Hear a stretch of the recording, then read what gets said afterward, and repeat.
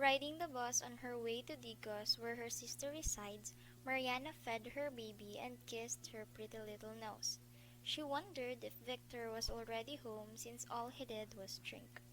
She wondered what would be there for her and her children when they arrived at her sister's house.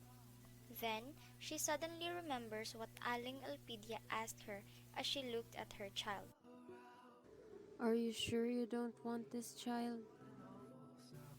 Suddenly, a tear comes to her eye. What was I thinking? Mariana keeps on crying while riding the bus, regretting the thought of ending the life of her baby in her womb. Sorry. I'm so sorry. Sorry. Mariana can't stop thinking about what her life would be like if she continued her studies and graduated. What her life would be like if she didn't elope with Victor too soon. Her life would have been way better than it is now. Mariana promised herself that whatever happens, she will take good care of her children moving forward. While reminiscing, she cannot help but think about her life with her good-for-nothing husband before. Mariana was settled to abort her second child, knowing that her life would be more difficult if she ever chose to keep the growing life inside her womb. Her anger towards Victor made her forget that the 3-month child in her tummy was innocent. I'm so sorry, baby. But you don't deserve to live this hell. I need to let you go. And this is all your irresponsible father's fault. She was furious at Victor as much as she hated herself, for she acted like a fool years ago. She went to college but acted dumb when she met Victor. She thought Victor would give her a comfortable life. However, Victor gave her the opposite. Your very good father lied to me. He made me fool for years now. I don't want you to experience what I have been through. I'm so sorry for being a bad mommy. Mariana can't help but feel sorry for her children. She suffered in silence. She has been asleep for an hour as she spent all day crying. Her eyes were swollen. She wiped all her tears until nothing left. She was torn between aborting her second unborn child or sustaining its life. She chose the latter. Mariana was about to drink the bottle that Aling Alpidia gave her, but when she heard her firstborn crying, she stopped and got back to consciousness. Guilt crept her out. She cried because she didn't know what to do anymore. This is so wrong. I will do everything to feed my children alone. I am not like Victor, who is irresponsible. I am strong. I can keep you alive on my own. Although Mariana attempted to abort their second child, she realized that the child in her womb was not at fault. She later decided to sustain her children alone. She knows that she is brave. She has been through a lot without Victor. Meanwhile, she was hysterically shouting and laughing at herself in her current situation. Most of her batchmates were now successful while she was struggling to survive. Her life messed up when she chose Victor over her studies. She has nothing to do now but regret and have what ifs, to feel disappointed and ashamed of her life decisions. She knows her family does not want her to settle down too early, but she still does.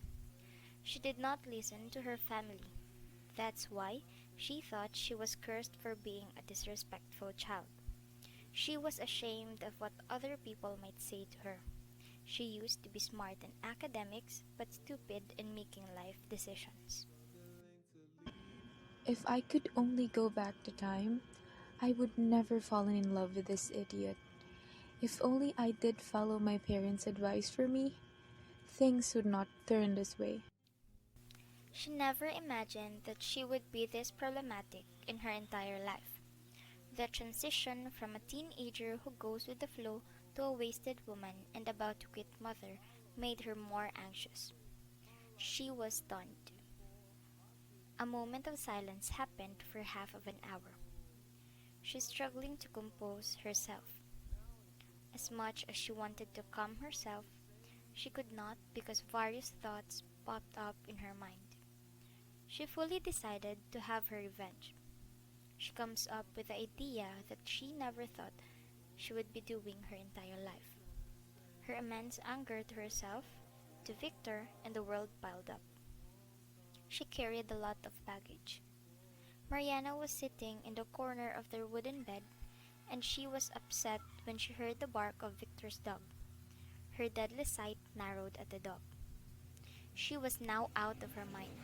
She responded to the dog by barking as if the dog understood her. She also imitates the dog's position. Mariana looked like being possessed by the dog's spirit. Mariana and the dog have exchanged barks. She got pissed because the dog did not stop barking. Oh, oh, oh! You would not stop, huh? Then wait. She stood up and snatched the bottle containing an abortion pill and threw it to the dog's head. Then, the dog's blood flows. You deserve that because you're being rude and naughty. For sure, Victor would be lonely like me.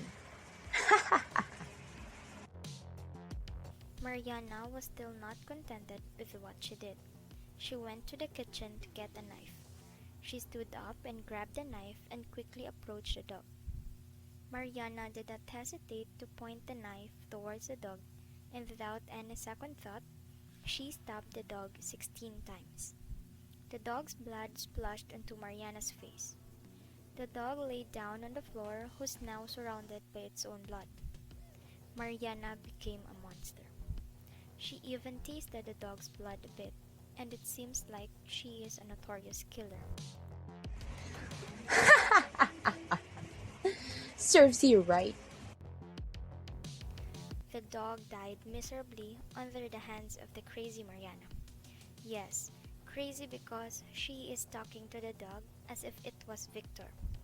She grunted, wailed in front of it, and told the now dead dog everything she wanted to say to Victor. Every nook and cranny of her anger, every word her tears equate to.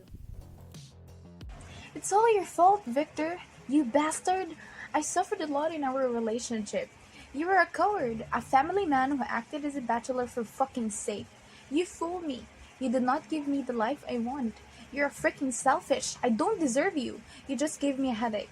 You're not doing anything for our family. I am tired of this shit. Damn you all. Damn this life. I wonder what life would I have now if I did not meet you. For sure, I graduated college and work in one of the firm establishment here in Davao City. Shame on you! How dare you call me love when you cannot even afford to buy milk for your child? You always put your friends first, then your family. We had never been your priority. All of these shits are wrong. Meeting and loving you is a mistake. I could have finished my studies and helped my family from poverty. But look what happened right now. I was the pitiful one. I am penniless. How can I survive these children alone? Victor, I want to eat you alive. You act like a dog after breeding me twice. You just leave and drink with your good-for-nothing friends. You just laughed out loud like a dog who can't stop barking. Maybe the reason why you love eating dogs is that you act just like one. You have never been a good partner or father to our child or me. You're a selfish, stupid, and lazy person. You're not a man. I'm fucking done with your alibis and excuses. I don't want my children to witness how irresponsible their father is. You made my life miserable. I don't want to live this life with you anymore. 2 hours after the encounter, gone was the hysterical Mariana. It was like sanity reunited with her body. She is now lulling her firstborn to sleep, tucking the baby's shortest of hair to the back of his ear. She is calmly humming and focused on her child, admiration present in her eyes. She is collected and way different than who she was a while ago. She smiled, thinking about how beautiful hers and her children's lives would be after leaving the father of her children. We will leave this place, okay? Mommy will take you away. The baby only made an incoherent noise, almost asleep in her mother's arms. Mariana flinched. distracted by the sound of the casserole. She was boiling something. How gruesome may it sound, but it was the dog she killed earlier that is inside of the casserole. Her boyfriend's dog, in that matter. The whole process of having it chopped was too graphic for Mariana to even think about. She doesn't know how she got over it with, nor doing it without puking. She was just angry. Anger clouded her mind, and even she was surprised by what she did. It was gruesome and disgusting. She can only shut her eyelids tight. Mariana was aware she was going crazy, and her calm demeanor was a facade she had to put up to fully execute her anger and have Victor taste his own medicine. Nothing is in her mind but the wicked need to do what she was about to do. Was it because of pettiness? Anger? Heck, it was so unnecessary to do this. She killed her boyfriend's dog, and she could have just buried it or waited for him to arrive and discover the crime himself. She wanted him to suffer, feel gross and wail like how she did earlier. But having him only see his dead dog is not enough. She had to, at least her carnal instinct tells her, to serve the very dog his boyfriend loves to his plate and maybe never see him eat dogs again after this. She swore never to see him again. How did I end up being in a household like this? Victor stopped by their home to take a piss at the side gate. Very much like a dog, Mariana thought. Victor smelled the food from the corner and hurriedly went to the kitchen to see Mariana cooking. What are you cooking, huh? It smells good. Your favorite. Thought I should cook for you and your friends. Too drunk to think about where Mariana got the ingredients from, nor the thought of Mariana cooking what she hated seeing Victor eat. Victor sat on the chair beside her and waited. After all, it was his favorite. The whole neighborhood knows what his favorite pulutan is. Just wait with your friends outside. I will bring it there myself. Victor just nodded and went to his friends. The pollutant is on me, guys. Don't worry. My pretty wife will bring it out in a minute now. Mariana went out a few hours later and kindly placed the food on Victor's table. Victor smiled and wrapped his arm around her waist. Oh, I told you. Here is it. Well, thank you, Mariana. Mariana smiled and nodded. She hurriedly shook her body to loose from his hold and smiled apologetically.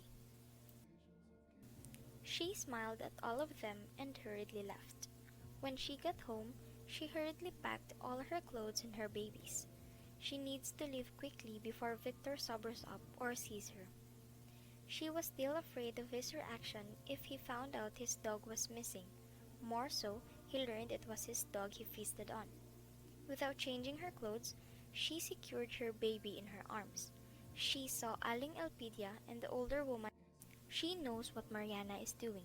Aling Elpidia scrambled her hands into her pocket and gave Mariana a 1,000 peso bill. Mariana hugged her briefly with tears in her eyes. Aling Elpidia gestured her to go, and so she did. Mariana successfully escaped the place. Riding the bus on her way to Dicos, where her sister resides, Mariana fed her baby and kissed her pretty little nose. She wondered if Victor was already home since all he did was drink. She wondered what would be there for her and her children when they arrived at her sister's house. What clouded her mind more was if Victor would ever find out it was his dog he ate. The crime scene was not sleek nor clean at all anyway. She doesn't mind if he does. She will never look for him anymore, and he will never see her.